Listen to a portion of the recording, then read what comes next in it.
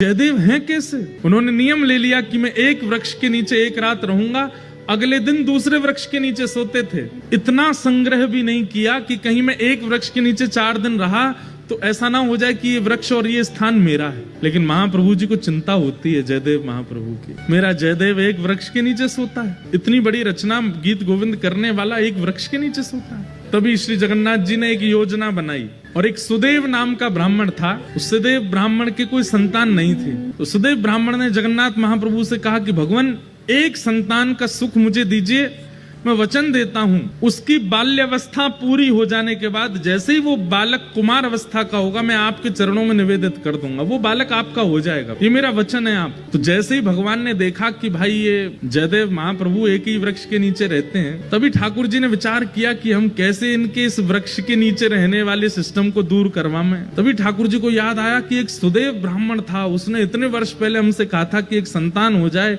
वो हमें अर्पित करेगा। ठाकुर जी की कृपा से उस सुदेव ब्राह्मण के एक पुत्री ने जन्म लिया। महाप्रभु जी ने विचार किया कि उसकी पुत्री अब विवाह के योग्य हो गई है। महाप्रभु जी ने उसको स्वप्न दिया सुदेव ब्राह्मण को, और स्वप्न में जाकर के उसको याद दिलाया कि तुमने हमसे कहा था एक संतान होगी तो तुम हमको अर्पित करोगे, तुम्हारी बेटी हुई, अब भूल गए अपना वचन। अगले दिन ही सुदेव अपनी बेटी लेकर के महाप्रभु जगन्नाथ जी के सामने गया।